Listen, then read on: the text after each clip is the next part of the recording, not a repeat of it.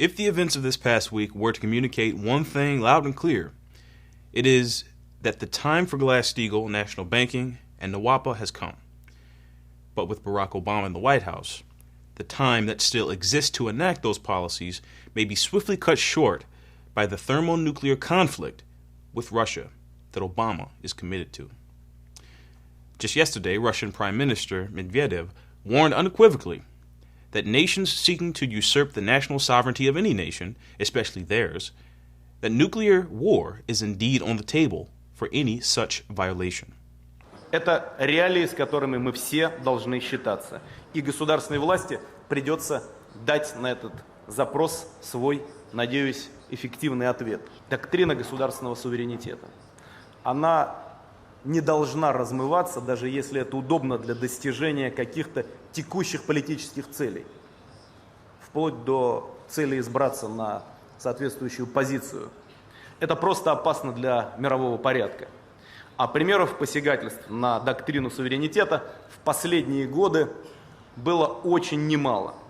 Чего стоят и военные операции против иностранных государств в обход Организации Объединенных Наций, заявление о том, что тот или иной политический режим потерял легитимность, причем заявление со стороны иностранных государств, а не со стороны народа соответствующей страны, введение всяческих коллективных санкций в обход международных институтов. Все это не улучшает ситуацию в мире, а последствия скоропалительных военных операций в иностранных государствах обычно заканчиваются одним – приходом к власти радикалов. Я уже не говорю, что в какой-нибудь момент такие действия, которые подрывают государственный суверенитет, могут закончиться вполне себе такой полноценной региональной войной. И даже, никого не хочу пугать, с применением ядерного оружия. Об этом должны помнить все. This statement is an obvious message directed to the Obama administration indirectly and the financial power that controls it. Since the illegal war launched in Libya last year and even the more unlawful assassination of Muammar Gaddafi, the administration has done nothing but show a disgusting abuse of executive power and criminal disregard for domestic and international law, a disregard that nations like Russia and even high-level U.S. military officials view as threats to national sovereignty. Russia has repeatedly stated that that is the issue over military intervention in Syria and Iran. Sovereignty. That is the issue at stake with all the threats occurring at this point.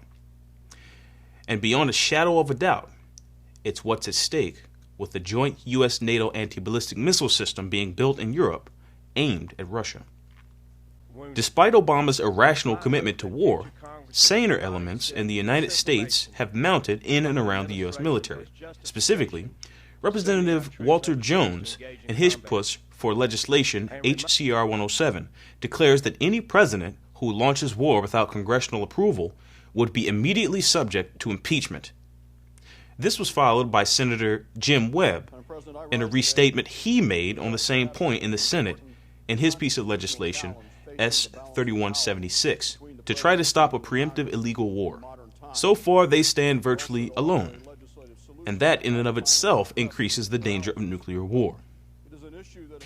While Jones's and Webb's legislation is despicably still outstanding in both houses of Congress, the U.S. House of Representatives has passed a resolution on Iran that moves the United States much closer to a war footing against Iran. And as many experts and diplomats like Dan Shapiro, the envoy to Israel from the United States, warn, America is ready to attack. The non-binding resolution H.R. 568 that overwhelmingly passed 401 to 11 effectively calls for a military attack on Iran when it obtains nuclear weapons capability. The vague interpretation already applies to Iran and actually any other country with a civilian nuclear program, and comes at a time when Israeli Defense Minister Ehud Barak is actively urging the international community to increase pressure on Syria, as he says, to strike a further blow to Iran.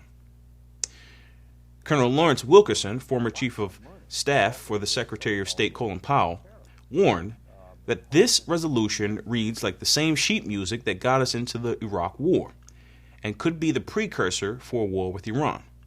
It's effectively a thinly disguised effort to bless war.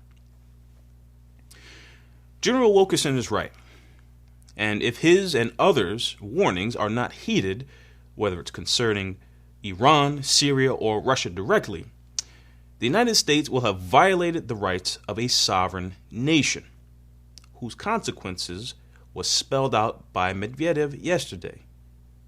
Those consequences being a thermonuclear war, threatening the annihilation of the entire human species. That is President Obama's commitment. Therefore, there is no discussion of war avoidance policy that does not include removing Barack Obama from office.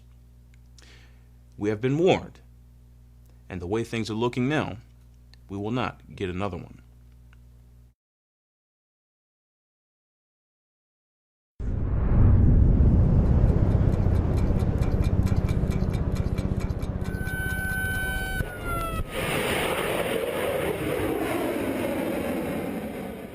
The British Empire's game, run through U.S. President Barack Obama, has been called out by the Russian government. They do not want it, but if pushed, will go to war. It will be thermonuclear war. Therefore, what humanity faces in light of the Obama administration's go-ahead to make the ballistic missile defense system operational based on the completion of Phase 1 on May 20th is possible extinction. Is it inevitable? Only if Barack Obama is not taken out of power.